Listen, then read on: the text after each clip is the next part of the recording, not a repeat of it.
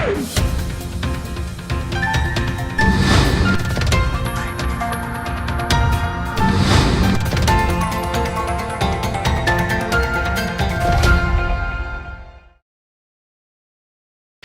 आप देख रहे हैं मरुधर बुलेटिन और मैं हूं आपके साथ छवि फागना। 5 राज्यों में होने वाले विधानसभा चुनाव के लिए चुनाव प्रचार जोरों पर है। सभी राजनीतिक पार्टियों के नेता एक दूसरे पर जमकर बयानों के तीर चला रहे हैं। वहीं प्रधानमंत्री नरेंद्र मोदी आज बंगाल के कांथी में एक चुनाव सभा को संबोधित कर रहे हैं। इसी दौरान उन्होंने ममता सरकार पर जमकर निशाना साधा है। उधर अमित शाह ने केरल में रोड शो के दौरान एलडीएफ यूडीएफ सरकारों पर हमला बोला। अमित शाह ने कहा कि एलडीएफ सरकार ने पूरे प्रशासन को अपनी कैडर में बदलने का काम किया है। अपनी पार्टी के कैडर को सरकारी पद दिलाने के लिए पब्लिक सर्विस कमीशन को रिमोट कंट्रोल से ये लेफ्ट पार्टियां चलाती हैं।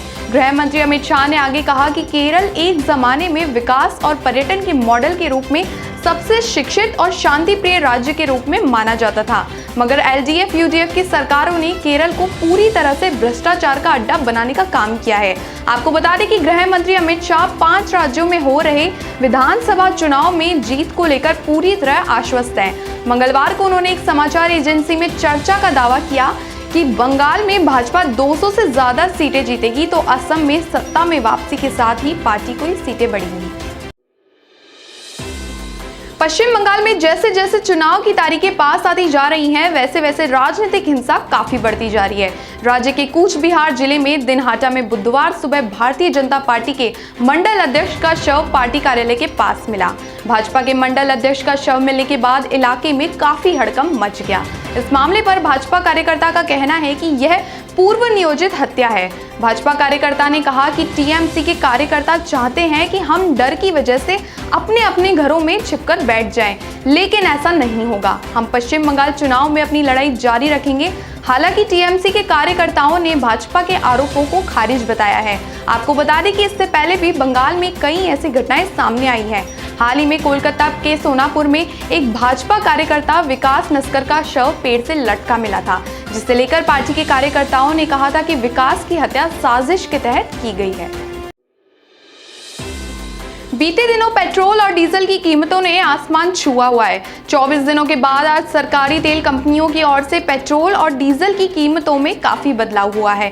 डीजल 17 और पेट्रोल 18 पैसे सस्ता हुआ, लेकिन तेल की कीमत अब भी बहुत ज्यादा है। आम लोग और विपक्ष इसका विरोध कर रहे हैं। लोगों का कहना है कि उच्च टैक्स की वजह से देश में तेल की कीमत काफी अधिक है। इसके मद्देनजर पेट्रोल व डीजल पर ऊंची कर दरों को लेकर वित्त मंत्री निर्मला सीतारमण ने कहा कि माल एवं सेवा कर जीएसटी परिषद की अगली बैठक में पेट्रोल डीजल को और जीएसटी के दायरे में लाने के सुझाव पर चर्चा होगी। वित्त मंत्री निर्मला सीतारमण ने लोकसभा में वित्त विधेयक 2021 पर हुई चर्चा का जवाब देते हुए कहा कि पेट्रोल डीजल पर केंद्र के साथ साथ राज्यों में भी कर लगाया जाता है।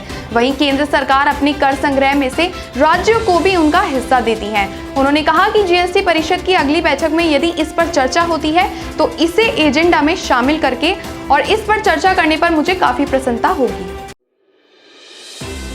संयुक्त प्रवेश परीक्षा जेईई मेन 2021 मार्च सत्र का रिजल्ट जल्द ही जारी हो सकता है। नेशनल टेस्टिंग एजेंसी जल्द ही जेईई मेन 2021 के मार्च सत्र का रिजल्ट जारी कर सकती है। एनटीए ने जेईई मेन मार्च सत्र की अंतिम उत्तर कुंजी जारी कर दी है। अंतिम उत्तर कुंजी आधिकारिक वेबसाइट पर जारी की गई है। अभ्यर्थी nta.ac.in के जरिए अंतिम उत्तर कुंजी डाउनलोड कर सकते हैं। इस साल मार्च सत्र के लिए जेईई मेन परीक्षा 6.21 लाख विद्यार्थियों ने दी है। अब विद्यार्थी अप्रैल सत्र के लिए जेईई मेन परीक्षा के लिए आवेदन करेंगे।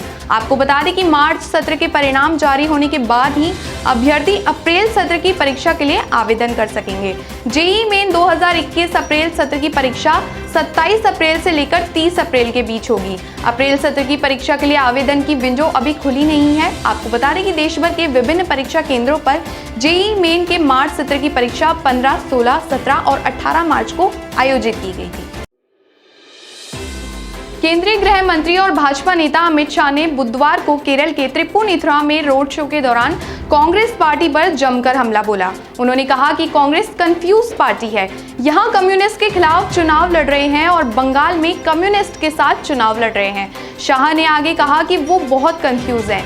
साथ ही उन्होंने तंज कसते हुए कहा कि उनका नेतृत्व भी कंफ्यूज है और पार्टी भी पूरी तरह कंफ्यूज है। गृह मंत्री ने आगे कहा कि केरल की जनता एलडीएफ और यूडीएफ से परेशान है। यहाँ की जनता भाजपा को एक विकल्प के रूप में देख रही है और मैं निश्चित रूप से कह सकता हूँ कि हम बहुत अच्छी बढ़त के साथ इस बार केरल में चुनाव प्रदर्शन करेंगे। आपको बता दें कि केरल में 6 अप्रैल को 140 सीटों पर वोटिंग होगी। तमाम देश और दुनिया की बड़ी खबरें देखने के लिए देखते रहिए सिर्फ मरुधर बुलेटिन। नमस्कार। हमारा ये वीडियो आपको पसंद आया हो तो लाइक और शेयर जरूर करें और हाँ, हमारे चैनल को सब्सक्राइब और फॉलो करना बिल्कुल ना भूलें ताकि देश और दुनिया की कोई खबर मिस ना हो। तो जुड़े रहिए हमारे साथ और देखते रहिए मरुधर बुलेटिन, क्योंकि जिसकी कोई नहीं सुनता उसकी सुनता है मरुधर बुलेटिन।